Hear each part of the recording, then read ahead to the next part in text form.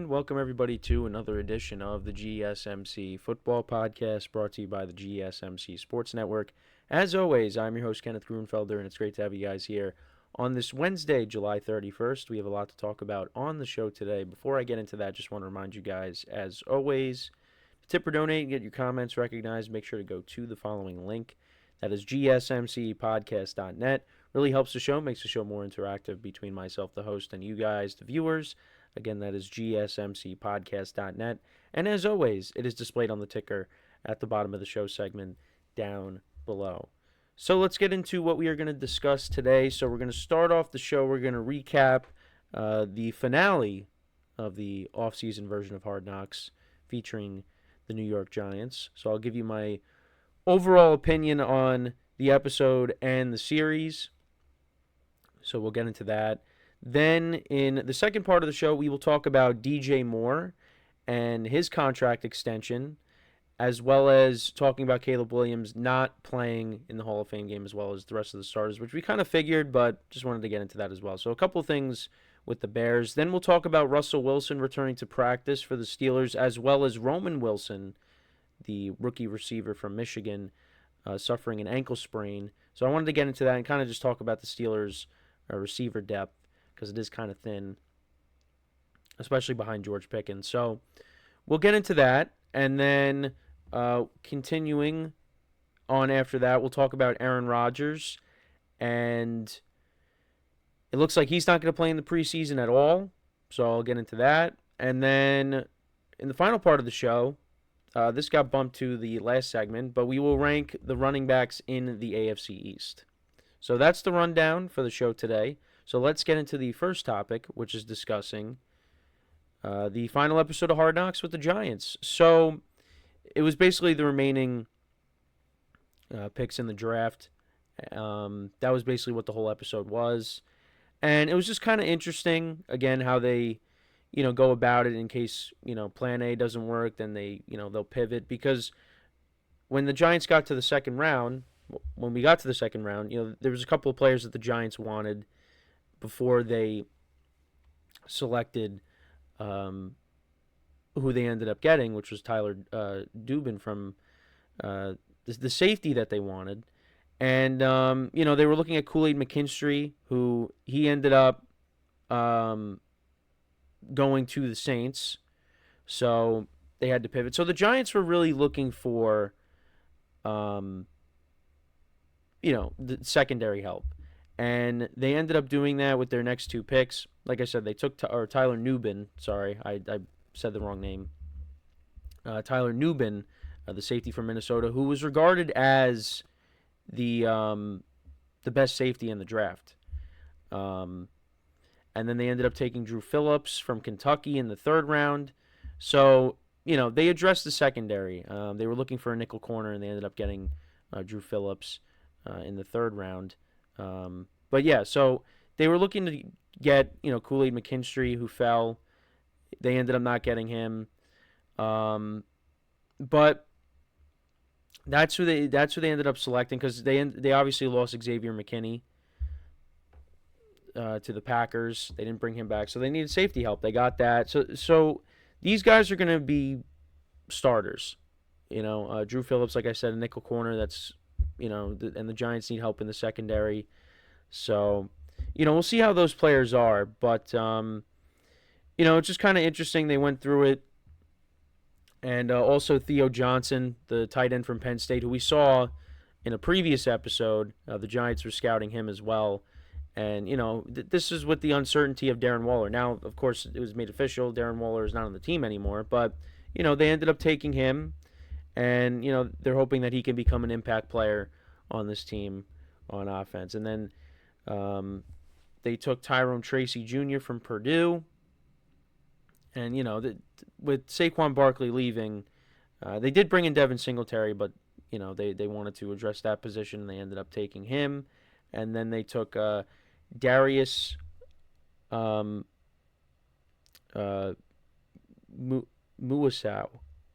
from UCLA. I hope I pronounced that correctly. I apologize if I didn't. But, yeah.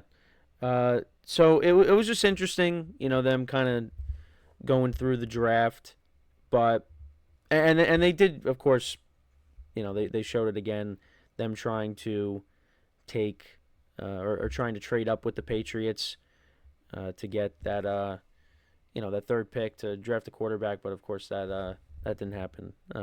They showed that again in the episode. But they also talked about how, in the later rounds, the Giants have drafted impact players like Justin Tuck. They showed Mark Bavaro, the tight end. So, that's when you have to start getting,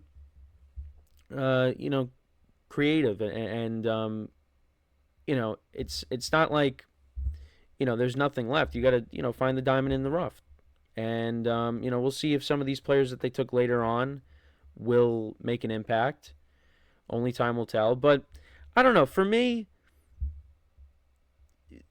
from an outside perspective, there seems to be a lot of people saying that, the Giants are lost and they don't know what they're doing. But I don't know. From what I watched, and you could maybe say I'm biased because I'm a Giant fan, but I don't really think the Giants are lost. I feel like they have an idea of what they want to do. I really do believe that. Now, they got to go out there and prove it. I mean, all these guys that they drafted, you hope they all pan out. And if they don't, and the Giants end up having an awful year, and, Brian Burns ends up not being a good pickup, and, Daniel Jones just gets hurt again, and, the Giants season, again, goes similar to how it went last year. Well, it's possible that, Brian Daboll and Joe Shane, could be on thin ice and could possibly lose their jobs. I mean, they really have to have an awful season for there to be massive changes. But I don't see it. I feel like these guys are the right people in place. I feel like they have a vision. They know what they want. But again, we got to see results. Because last year was a massive step back. And they did play well towards the end of the year. But now you're going into your third year with this regime. Got to get results. And, I like the clips that I'm seeing of Malik Neighbors lighting it up in practice. I'm excited about what this defense can accomplish, although Brian Burns is dealing with a little bit of a foot injury, so we'll keep an eye on that. But, There are things to like about the Giants going into the season. Now, I'm not expecting this team to have a winning record and make the playoffs, but I'm expecting them, at least to make improvements from the previous season. But it really starts with the quarterback, because the Giants, they addressed the offensive line. They drafted a number one receiver. They at least addressed the running back position, with Saquon Barkley no longer there. So now it's up to Daniel Jones to go out there and show people that he's the guy. Now, I know I've been very adamant about my stance on Daniel Jones and that I think the Giants should move off of him. But if he goes out there and plays really well, I'll be happy with that. So, but I really did like the series. Now, I never really watched Hard Knocks until this year. Now, obviously, this is a different version of it. This is more of the behind the scenes, and you get to see free agency and the draft, of course. But I liked it. I did like it. I mean, you got to see, towards the end, the Giants practicing, but, that was towards the end of the episode, and now it's all about Brian Daboll getting the most out of these players and the coaching staff putting these players in the best situations to be successful. And, we'll see what happens. But I did like the series. It gave me more confidence as a Giant fan that this team is heading in the right direction. And it's getting me amped up for the season, which starts tomorrow. And it's going to be the first day of August tomorrow. So I'm excited. I'm excited. And they also, I thought it was funny because they unveiled the uniforms, the throwback uniforms that they're going to be wearing this year. The red, and then you get the blue in the middle.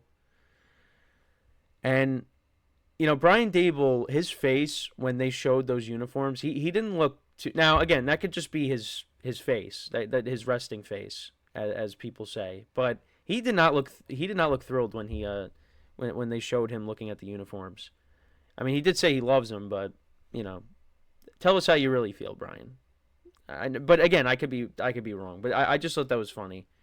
And I will be going to that game against the Vikings, so I'm excited to see those uniforms in action. But yeah, I do have some confidence with this team going forward. It's just got to see what the quarterback does this year. That's really what it comes down to. He's got to have a big year, you know. And if he doesn't, then he's not the guy. And the Giants know that. So they're going to have to figure it out in case he's not the guy. So, but yeah, let me know what you guys think, though, about this version of Hard Knocks. We still got the Bears Hard Knocks, which is coming up.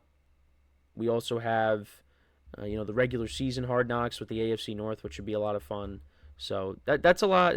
We're going to make sure to watch those. I also want to finish watching Receiver and then get to quarterback. I know I've both Netflix series. I know I've brought that up too, but I want to touch upon those at some point and give you my overall thoughts.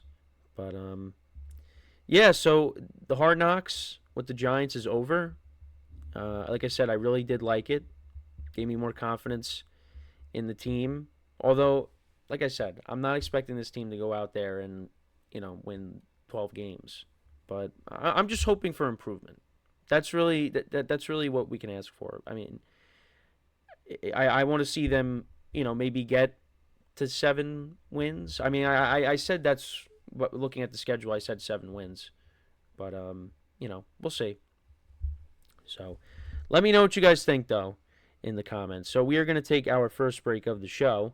And then when we come back, we'll talk about a couple things with the Bears. We'll talk about DJ Moore's contract extension, as well as what's going to happen with the Hall of Fame game regarding Caleb Williams and the starters, which we kind of figured what was going to happen, but I just wanted to touch upon it. So with that being said, stick around, and we'll be right back here on the GSMC Football Podcast.